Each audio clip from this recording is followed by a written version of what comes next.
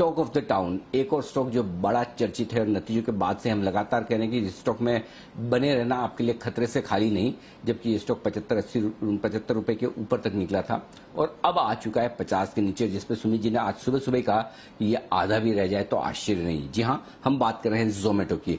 क्या वजह है जोमेटो में इतनी तेज गिरावट की? अरमान नाहर हमारे साथ कार्यक्रम में हो चुके हैं शामिल, बताने के लिए डिटेल्स में। अरमान बताइए क्यों गिरा है जोमेटो? देखिए सर, हमने 20 जुलाई को इस पे ऑलरेडी एक लिंक किया था और ये बताया था कि ऐसा सेल ऑफ हो सकता है।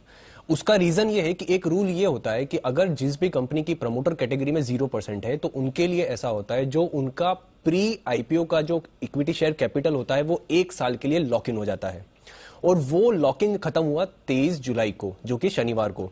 तो अब जितने भी जो लॉक इन हो चुके थे शेयर्स, उनके पास अब मौका था आज से कि अब वो बेच सकते हैं। तो ऐसे कितने शेयर्स थे? 613 करोड़ शेयर्स थे, जो कि मौजूदा अगर आप इक्विटी शेयर कैपिटल देखेंगे तो उसका लगभग 78% थे। और इसमें हमने आपको बताया भी था कि बहुत सी सारी कंपनियां ऐसी हैं जो फाइनेंशियली इतनी स्टेबल नहीं है, वो शायद सेल ऑफ के लिए आ सकती हैं और उनकी एवरेज जो बाइंग प्राइस है वो भी काफी कम है।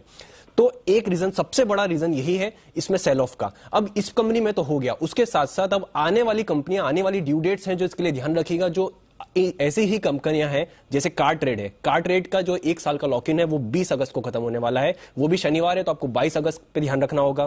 पीबी फिनटेक, उसका भी 1 साल 12 नवंबर को खत्म होने वाला है, वो भी शनिवार है, तो आपको 14 नवंबर को ध्यान रखना होगा। और पेटीएम का भी 17 नवंबर को खत्म होने वाला है। तो इन सारी चीजों में एक ही चीज कॉमन है, इनकी प्रमोटर कैटेगरी 0 है, 1 साल का लॉक इन है। जब वो लॉक इन खुलता है तब ये सारे जो भी इनके शेयर होल्डर्स हैं वो सेल कर सकते हैं।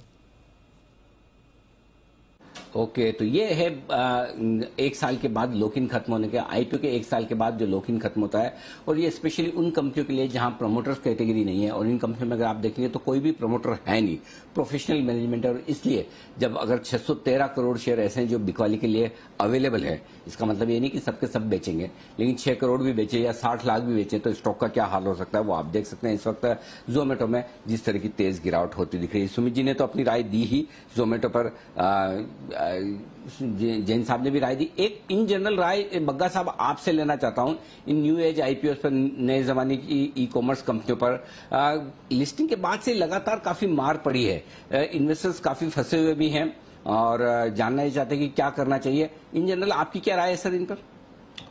अनिल जी, ये देखिए, लंबी दौड़ ही देखनी पड़ती है। आप फंस गए हैं इसमें, नेगेटिव हैं, तो एक चीज है कि निकल जाइए, बुक कर लीजिए लॉस। इसमें से कुछ कंपनियां अच्छा चलेंगी। याद रखिए, अमेजॉन भी $5 पे आ गया था .com बस्ट के टाइम। टेस्ला नियरली बैंकरप्ट हो चुका था 2008 में और यूएस गवर्नमेंट की सब्सिडीज से ही आगे चलते रहे। बहुत अच्छी है, अकाउंटिंग करते हैं, गैप अकाउंटिंग अगर आप करते तो आपको बिल्कुल टेस्ला बचता नहीं था। बट अब देखिए कहां पहुंच गया है और दुनिया के सबसे रिचेस्ट पर्सन बन गए हैं एलॉन मस्क, जो टेस्ला ओन करते हैं। तो ये देखिए, वर्ल्ड वाइड स्टार्टअप्स की वैल्यूएशन बहुत तेजी से गिरी है। ओवरऑल अगर आप फिनटेक्स देखें, $500 बिलियन, मतलब आधा $1 ट्रिलियन। पूरा भारतीय मार्केट अगर $3 ट्रिलियन का है तो उसमें से 1/6 का सिर्फ फिनटेक्स का वैल्यूएशन गिर गया है पिछले 1 साल में। तो हमारे स्टार्टअप्स पे भी वो असर जरूर आ रहा है।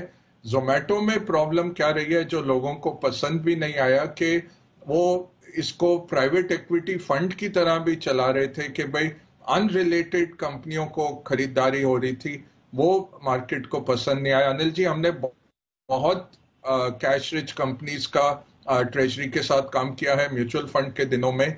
बड़ी बड़ी हमारी टेक्नोलॉजी कंपनियां फिक्स डिपॉजिट या लिक्विड फंड के आगे नहीं जाते थे।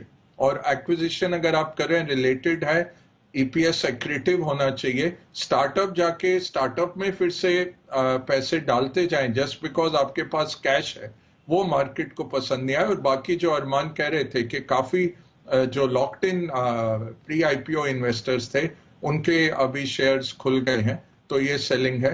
तो मेरा कोई इस पे अंदाजा नहीं है पर्टिकुलर स्टॉक पे, बट ओवरऑल स्टार्टअप्स का इशू चल रहा है। वैल्यूएशंस बहुत हाई थे। वैल्यूएशन कॉन्ट्रैक्शन होता है जब आपका डिस्काउंट रेट बढ़ता है, और डिस्काउंट रेट कब बढ़ रहा है? जब इकोनॉमी में इंटरेस्ट रेट बढ़ रहे हैं, इंटरेस्ट रेट्स बढ़ने से सबका वैल्यूएशन नीचे आ रहा है। तो अगर आपकी कैश फ्लो नहीं है, नेगेटिव कैश फ्लो कंपनी है आप, और इसका वैल्यूएशन होप के ऊपर था, उम्मीद के ऊपर कायम था, वो उम्मीद कम हो रही है और हम देख रहे हैं ये कंपनियां नीचे जा रही हैं। क्या करना है वो आपके निजी फैसला है। कुछ कंपनियां अच्छा करेंगी इसमें से, वो आज नहीं हम कह सकते कौन करेंगी। तो बेहतर तो है दूर ही रहना अभी स्टार्टअप के पूरे जंजाल से। कैश फ्लो वाली कंपनी, क्वालिटी कंपनीज में रहना बेहतर रहेगा।